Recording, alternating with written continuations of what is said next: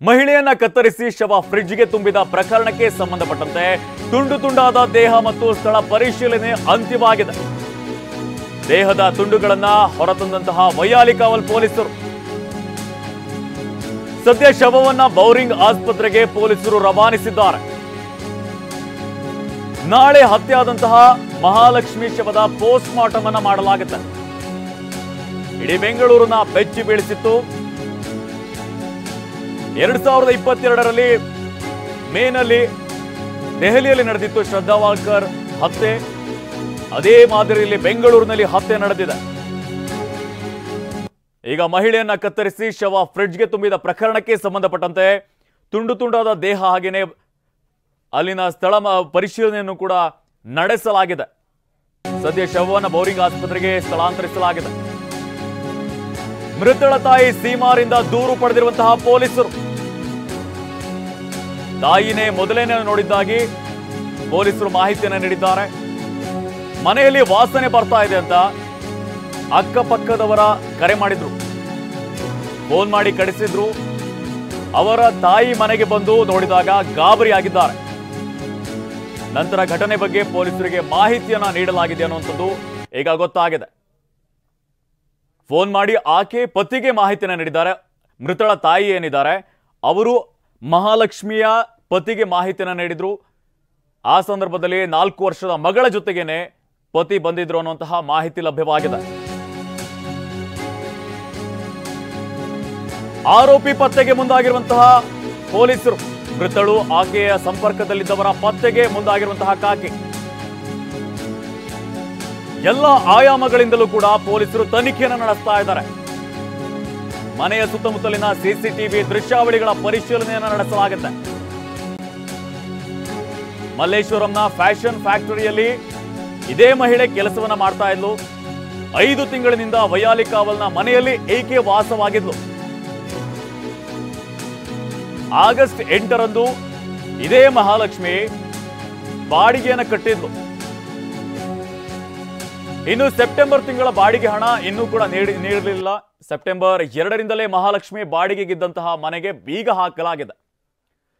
ಅಂದಿನಿಂದಲೇ Mahalakshmi mobile switch off ಆಗಿತ್ತು. ಇವತ್ತು ಆಕೆ ಸತ್ತಿರುವಂಥದ್ದು ಗೊತ್ತಾಗಿದೆ. ಇಷ್ಟು ದಿನಗಳ ಕಾಲ ಆಕೆ ಎಲ್ಲಿದ್ದಾಳೆ ಏನು ಕೂಡ ಮಾಹಿತಿ ಗೊತ್ತಿರಲಿಲ್ಲ. ತದನಂತರದಲ್ಲಿ ಮನೆಯಲ್ಲಿ ವಾಸನೆ ಬಂದಂತಹ ಸಂದರ್ಭದಲ್ಲಿ ಪ್ರಕರಣ ಬೆಳಕಿಗೆ ಬಂದಿದೆ.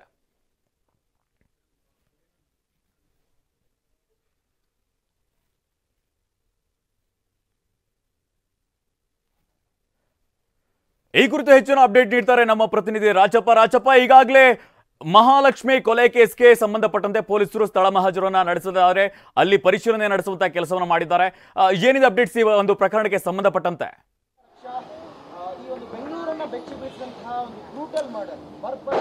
ನಿತಿನ್, ಬೆಂಗಳೂರನ್ನೇ ಬೆಚ್ಚಿ ಬೀಳಿಸಿದಂತಹ ಮಹಾಲಕ್ಷ್ಮಿ ಕೊಲೆ ಪ್ರಕರಣಕ್ಕೆ ಸಂಬಂಧಪಟ್ಟಂತೆ ಒಂದು ಹಂತದ ಒಂದು ಪ್ರಕ್ರಿಯೆಯನ್ನ ಈಗಾಗಲೇ ಪೊಲೀಸರು ಮುಗಿಸಿರುವಂತದ್ದು. ಅಂದ್ರೆ ಸ್ಥಳಕ್ಕೆ ಹೋಗಿ ಸ್ಥಳ ಮಹಜರು ನಡೆಸೋದ್ರ ಮೂಲಕವಾಗಿ ಮೃತದೇಹವನ್ನ ಈಗಾಗಲೇ ಮರಣೋತ್ತರ ಪರೀಕ್ಷೆಗೆ ಶಿವಾಜಿನಗರದ ಬೌರಿಂಗ್ ಆಸ್ಪತ್ರೆಗೆ ರವಾನೆ ಮಾಡಿರುವಂತದ್ದು. ಅದರ ಜೊತೆಗೆ ಈಗ ಮಹಾಲಕ್ಷ್ಮಿಯನ್ನ ಕೊಂದಂತವ್ರು ಯಾರು ಅನ್ನುವಂತಹ ಪ್ರಶ್ನೆ ಈಗ ಸಹಜವಾಗಿ ಮೂಡ್ತಾ ಇರುವಂತದ್ದು. ಹಾಗಾದ್ರೆ ಯಾಕೆ ಅನ್ನುವಂತಹ ಪ್ರಶ್ನೆ ಕೂಡ ಹುಟ್ಕೊಳ್ಳುತ್ತೆ. ಆ ಒಂದು ಪ್ರಶ್ನೆಗೆ ಉತ್ತರವನ್ನ ಹುಡುಕುವಂತಹ ಕೆಲಸವನ್ನ ಸದ್ಯಕ್ಕೆ ಈಗ ಕೇಂದ್ರ ವಿಭಾಗ ಪೊಲೀಸರು ಮಾಡ್ತಿರುವಂತದ್ದು. ಅದರಲ್ಲೂ ಕೂಡ ಶೇಷಾದ್ರಿಪುರ ಉಪವಿಭಾಗ ಪೊಲೀಸರು ಏನಿದ್ದಾರೆ 4 ಪೊಲೀಸ್ ಠಾಣಾ ವ್ಯಾಪ್ತಿ ಬರುತ್ತೆ. 4 ಪೊಲೀಸ್ ಠಾಣೆಯ ಇನ್ಸ್ಪೆಕ್ಟರ್ಗಳು ಕೂಡ ಸದ್ಯಕ್ಕೆ ವೈಯಾಲಿಕಾವಲ್ ಪೊಲೀಸ್ ಠಾಣೆಯಲ್ಲಿ ಇರುವಂತದ್ದು. ಅಂದ್ರೆ ಇಂಚಿಂಚು ಮಾಹಿತಿಯನ್ನು ಕೂಡ ಕಲೆ ಹಾಕುವಂತಹ ಪ್ರಯತ್ನ ಸದ್ಯಕ್ಕೆ ನಡೀತಾ ಇದೆ. ಅಂದ್ರೆ ಟೆಕ್ನಿಕಲ್ ಎವಿಡೆನ್ಸ್ ಮೂಲಕವಾಗಿ ಸಿಸಿಟಿವಿ ಪರಿಶೀಲನೆ ಮಾಡುವಂತದ್ದಾಗಿರ್ಬೋದು. ಜೊತೆಗೆ ಮಹಾಲಕ್ಷ್ಮಿ ಜೊತೆಗೆ ತುಂಬಾನೇ ಕ್ಲೋಸ್ ಕಾಂಟ್ಯಾಕ್ಟ್ ಅಲ್ಲಿ ಇದ್ದಂಥವ್ರು ಯಾರು ಅನ್ನುವಂತಹ ನಿಟ್ಟಿನಲ್ಲೂ ಕೂಡ ಅವರ ಒಂದು ಪತ್ತೆಗೆ ಮುಂದಾಗಿರುವಂತದ್ದು. ಹಾಗಾಗಿ ಸದ್ಯಕ್ಕೆ ಇದು ವೈಯಾಲಿಕಾವಲ್ ಪೊಲೀಸ್ ಠಾಣೆಯಲ್ಲಿ ಕಂಡು ಬರ್ತಾ ಇರುವಂತಹ ಚಿತ್ರಣ. ಇಲ್ಲಿ ಇಂಚಿಂಚು ಮಾಹಿತಿಯನ್ನು ಕಲೆ ಹಾಕುವಂತಹ ಪ್ರಯತ್ನಕ್ಕೆ ಸದ್ಯಕ್ಕೆ ಪೊಲೀಸರು ಮುಂದಾಗಿರುವಂತದ್ದು. ಅಂದ್ರೆ ಅವರ ಕುಟುಂಬಸ್ಥರಾಗಿರಬಹುದು, ಜೊತೆಗೆ ಅವರ ಕುಟುಂಬಸ್ಥರಿಂದಲೂ ಕೂಡ ಈ ಒಂದು ಪ್ರಕರಣಕ್ಕೆ ಸಂಬಂಧಪಟ್ಟಂತೆ ಒಂದಿಷ್ಟು ಮಾಹಿತಿಯನ್ನ ಕಲೆ ಹಾಕುವಂತ ಕೆಲಸವನ್ನ ಕೂಡ ಮಾಡ್ತಿರುವಂತದ್ದು. ಅಂದ್ರೆ ಅವರ ಮಹಾಲಕ್ಷ್ಮಿರವರ ಕ್ಲೋಸ್ ಕಾಂಟ್ಯಾಕ್ಟ್ ಅಲ್ಲಿ ಯಾರೆಲ್ಲ ಇದ್ರು ಅನ್ನುವಂತಹ ನಿಟ್ಟಿನಲ್ಲಿ. ಹಾಗಾಗಿ ಪೊಲೀಸರು ಕೂಡ ಅವರು ಯಾರೆಲ್ಲ ಅವರ ಸಮೀಪದ ಕಾಂಟ್ಯಾಕ್ಟ್ ಅಲ್ಲಿ ಇದ್ರು ಅವರನ್ನ ಕೂಡ ಒಂದು ಆಲ್ಟರ್ ಮಾಡುವಂತ ಕೆಲಸ ಕೂಡ ಮಾಡ್ತಾರೆ. ಆದ್ರೆ ಹಾಗಾಗಿ ನಿರಂತರವಾಗಿ ಯಾರೆಲ್ಲ ಅವರ ಜೊತೆಗೆ ಸಂಪರ್ಕದಲ್ಲಿ ಇದ್ರು, ಜೊತೆಗೆ ಯಾರು ಮಹಾಲಕ್ಷ್ಮಿಯನ್ನ ಭೇಟಿ ಆಗೋದಕ್ಕೆ ಅವರ ಮನೆ ಬಳಿ ಬರ್ತಾ ಇದ್ರು, ಈ ರೀತಿಯಾಗಿ ಸಾಕಷ್ಟು ಮಾಹಿತಿಯನ್ನ ಕೂಡ ಕಲೆ ಹಾಕೋತಾ ಇರುವಂತದ್ದು. ಇದು ಒಂದು ಕಡೆ ಆದ್ರೆ 5 ತಿಂಗಳ ಹಿಂದೆ ವಯಾಲಿ ಕಾವಲ್ನ ಒಂದು ಮನೆಗೆ ಬಂದಂತಹ ಮಹಾಲಕ್ಷ್ಮಿ ಅಂದ್ರೆ ಬಾಡಿಗೆಯನ್ನ ಕೂಡ ಅವರು ಪಾವತಿಯನ್ನ ಮಾಡ್ಕೋತಾ ಇದ್ರು. ಆಗಸ್ಟ್ ಅಲ್ಲೂ ಕೂಡ ಪಾವತಿ ಮಾಡಿದ್ದಾರೆ. ಆದ್ರೆ ಸೆಪ್ಟೆಂಬರ್ ಅಲ್ಲಿ ಅವರು ಬಾಡಿಗೆಯನ್ನ ಪಾವತಿ ಮಾಡಿರಲಿಲ್ಲ ಅನ್ನುವಂಥದ್ದು ಕೂಡ ಸದ್ಯಕ್ಕೆ ಗೊತ್ತಾಗಿರುವಂತದ್ದು. ಅದರ ಜೊತೆಗೆ ಅವರ ಒಂದು ಫೋನ್ ಕೂಡ ಸ್ವಿಚ್ ಆಫ್ ಆಗಿತ್ತು. ಹಾಗಾಗಿ ಪೊಲೀಸರು ಎಲ್ಲಾ ಆಯಾಮಗಳಲ್ಲೂ ಕೂಡ ಒಂದು ತನಿಖೆಯನ್ನ ಮುಂದುವರಿಸ್ತಾ ಇರುವಂತದ್ದು. Nitin. Okay Rajappa, thank you ತಮ್ಮೆಲ್ಲ ಅಪ್ಡೇಟ್ಸ್ಗೆ.